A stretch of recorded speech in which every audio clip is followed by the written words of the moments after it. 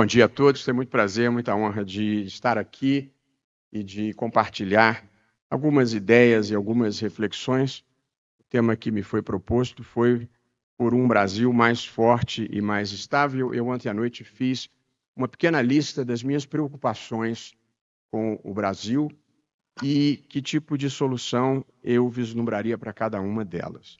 Portanto, a minha lista inclui, poderia ser mais longa do que isso, mas como eu tenho 10 minutos, 10, 12, eu escolhi 10 temas: segurança pública, sistema eleitoral, orçamento, mudança climática, segurança jurídica, educação básica, volta da civilidade, ciência e tecnologia, elevação da ética pública e privada, ordem internacional e por que o Brasil continua a ser o lugar para investir.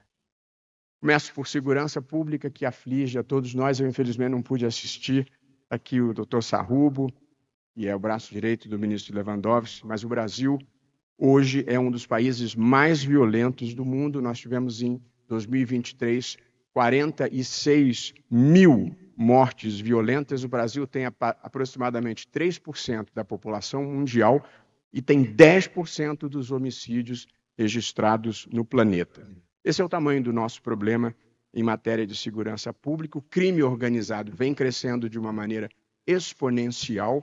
Temos 88 facções e um risco imenso de contaminação das instituições em algumas partes do Brasil, inclusive já contaminadas. A política de drogas é um desastre total, baseada em prender menino pobre de periferia com pequenas quantidades de drogas e colocá-los na cadeia para engrossar as facções criminosas. O ministro Lewandowski tem um importante projeto de centralização e um mínimo de coordenação nacional da segurança pública, que considero muito importante, porque hoje ele é considerado um assunto dos estados e, consequentemente, a falta de coordenação nacional é um grande problema. A minha ideia, que inclusive compartilhei com o ministro Lewandowski, era que no judiciário deu muito certo. Nós temos um Conselho Nacional de Justiça que conseguiu traçar políticas públicas e colocar uma certa ordem no judiciário em geral. Eu imaginaria um modelo semelhante para a segurança pública. O segundo tema, o sistema eleitoral brasileiro. Esse é um tema que saiu do radar, mas continua a ser uma preocupação que não me deixa. O sistema político brasileiro na eleição para a Câmara dos Deputados é de voto proporcional em lista aberta. É muito ruim.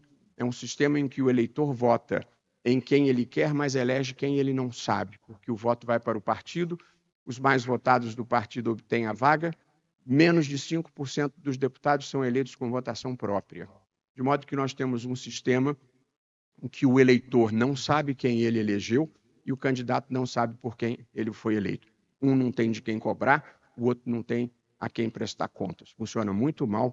De longa data, eu defendo, a maioria do Supremo defende, o TSE defende o sistema distrital misto. Não tem tempo de explicar como funciona, é um modelo alemão, mas é um sistema em que o eleitor sabe quem é que ele elegeu, porque ele vota no seu distrito. O terceiro item das minhas preocupações é a questão orçamentária. Criou-se no Brasil um modelo próximo ao parlamentarismo, só que sem responsabilidade política. Isso se tornou um problema porque dificulta imensamente a governabilidade. O volume de emendas individuais, emendas de comissão, emendas de bancada, a maior parte impositiva, alcança um percentual que é superior à média praticada em todos os países da OCDE. Portanto, há, nesse momento, um esforço que os três poderes estão fazendo de tentar dar um pouco mais de racionalidade, rastreabilidade, controlabilidade ao orçamento público, mas a verdade é que o Brasil precisa melhorar a qualidade do gasto. Há projetos no Congresso nessa linha e acho que nós precisamos avançar nesse capítulo. Meu quarto item de preocupação é a mudança climática.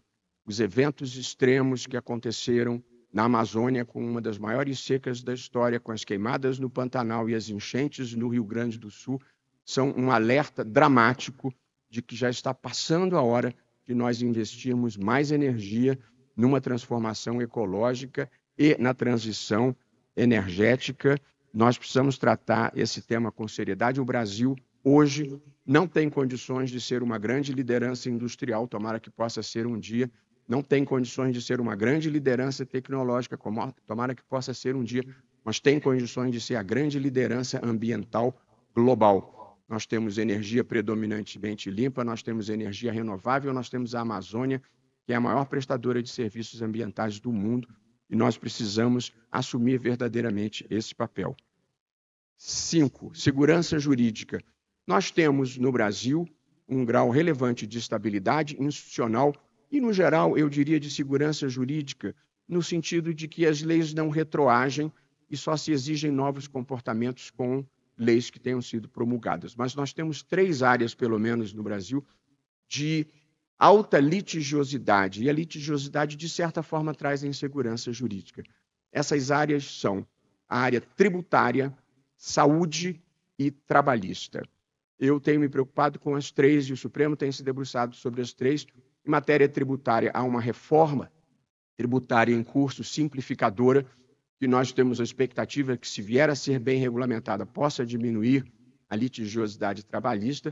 Eu intervim diretamente pelo CNJ nas execuções fiscais, já conseguimos só em São Paulo eliminar mais de 3 milhões de execuções fiscais, dando um certo alívio para as empresas e limpando essas execuções fiscais inúteis que estavam em curso.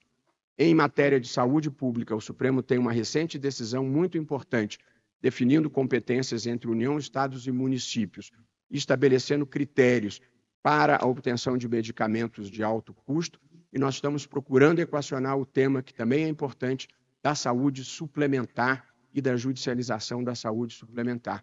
E em matéria trabalhista, nós aprovamos há 2 semanas atrás, 3 semanas, uma resolução que já está mudando o cenário das reclamações trabalhistas. Nós estabelecemos em resolução no CNJ que, se empregador e empregado estiverem de acordo no momento da rescisão, assistidos por advogados, eles podem levar a rescisão para homologação na Justiça do Trabalho e, a partir daí, fica proibido o ajuizamento de reclamação. E, portanto, nós vamos diminuir essa litigiosidade superveniente à rescisão do contrato de trabalho, e acho que isso vai produzir um impacto extremamente positivo. Minha 6ª preocupação, que é a minha obsessão no Brasil, continua a ser a da educação básica. A deficiência na educação faz vidas menos iluminadas, trabalhadores menos produtivos, elites menos capazes. Os problemas da educação no Brasil já são bem mapeados: não alfabetização na idade certa, evasão escolar no ensino médio e déficit de aprendizado. A criança termina o fundamental e o médio não aprendeu o que tinha que aprender. Temos algumas iniciativas importantes, alguns estados melhoraram muito o desempenho no IDEB. Temos um programa chamado Pé de Meia para reter os jovens na escola, e algumas escolas brasileiras superaram a média do PISA. A gente geralmente procura notícia ruim, mas essa é uma notícia boa. É que, fazendo com qualidade o ensino, nós temos matéria-prima humana capaz de superar esses obstáculos. Um outro item que me preocupa é o da volta à civilidade. Nós precisamos voltar à civilidade. As pessoas precisam voltar a sentar na mesma mesa e colocarem as suas ideias sem desqualificar um ao outro. Quem pensa diferente de mim não é meu inimigo, é meu parceiro na construção de uma sociedade aberta, plural e democrática. Recentemente, na inauguração de uma emissora de televisão, sentaram do meu lado, à minha esquerda, apenas geograficamente, o governador de São Paulo, e à minha direita, apenas geograficamente, o ministro da Fazenda. E eu pensei, olhando para frente, 2 pessoas civilizadas, capazes de se tratarem com respeito e consideração, mesmo na divergência. Esse é o país que a gente precisa construir. Pessoas que voltem a sentar na mesma mesa. Continuo obcecado por investimento em ciência e tecnologia. Nós vivemos a economia do conhecimento e, portanto, nós temos que ter um grande programa de investimento em ciência e tecnologia, em inteligência artificial. Eu estive recentemente na China, estive na Índia, está todo mundo avançando e nós não podemos ficar para trás. As empresas mais valiosas do mundo, quando eu era muito mais jovem, e Dória também, eram as que exploravam petróleo, como a Hess e a Shell, as que fabricavam automóveis, como a Ford e a General Motors, ou as que produziam os grandes equipamentos, como a General Electric. Nenhuma delas hoje está entre as mais valiosas. As empresas mais valiosas do mundo são Apple, Amazon, Facebook, Google, Microsoft e a NVIDIA, que vende os microprocessadores para elas. Portanto, nós temos que investir em tecnologia. Nós precisamos, essa era a minha oitava. Minha nona, uma outra obsessão que eu tenho, nós precisamos de uma elevação da ética pública e da ética privada no Brasil. O desenvolvimento requer uma elevação ética, quase espiritual, que nós precisamos no Brasil. A minha revolução ética, o meu pacto de integridade tem só duas regras. No espaço público, não desviar recursos, no espaço privado, não passar os outros para trás. Essa vai ser a grande revolução brasileira e nós temos potencial para fazê-la. E a minha última preocupação é uma nova ordem internacional em que há risco para o multilateralismo, em que há risco de vir uma nova onda autoritária e nós precisamos resistir e o Supremo Tribunal Federal está lá para resistir qualquer ímpeto autoritário que venha importado de qualquer lugar do mundo. E, por fim, eu fiz uma anotação. Por que o Brasil, e aqui concluo, por que o Brasil continua a ser um dos lugares mais interessantes e atraentes do mundo para o investimento? E eu viajo um bocado e gosto de repetir isso, porque eu verdadeiramente acredito. Porque na vida a gente pode focar nas coisas boas ou pode focar nas coisas ruins. Quem for examinar uma autoestrada, por exemplo, pode verificar que ela transporta pessoas que vão ver os seus entes queridos, ela transporta mercadorias que fazem a vida no consumo mais agradável e de vez em quando acontece um acidente. Se a gente quiser focar apenas nos acidentes, vai parecer que a autoestrada é uma coisa ruim. Portanto, eu gosto de prestar atenção nas coisas boas que acontecem e que as instituições trazem. Tanto porque eu acho que o Brasil ainda é o lugar para estar. Nós estamos tendo um crescimento de produto interno bruto acima do previsto, chegando a 3% mais uma vez. Nós temos a menor taxa de desemprego desde que se começou a medir o desemprego. Nós tivemos uma importante diminuição da temperatura política no país. Nós temos 36 anos de Constituição completados no mês passado que asseguram ao país estabilidade institucional. A questão fiscal e a inflação preocupam, mas o sentimento que se tem é que já caiu a ficha e que, portanto, também isso está sendo equacionado. Para quem tem preocupações nós temos um importante papel ambiental no mundo, nós somos uma sociedade multicultural, multirracial, temos unidade linguística e não temos conflitos religiosos. Nós temos convivência pacífica com todos os países do mundo e temos fronteiras consolidadas. Portanto, se nós olharmos os BRICS originais, China, Índia, África do Sul e Rússia, nós temos condições muito mais favoráveis do que todos esses países para avançarmos.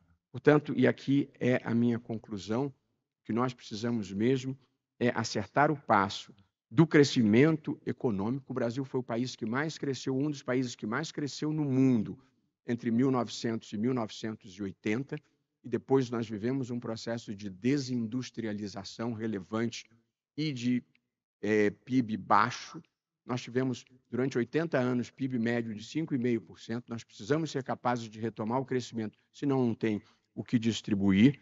Continuamos a precisar enfrentar a pobreza, precisamos de educação de qualidade e da elevação da ética pública e da ética privada. Se nós conseguirmos voltar a crescer, enfrentar adequadamente a pobreza, criarmos um ambiente verdadeiro de educação de qualidade e elevarmos a ética pública e privada no país, nós seremos a sensação do mundo.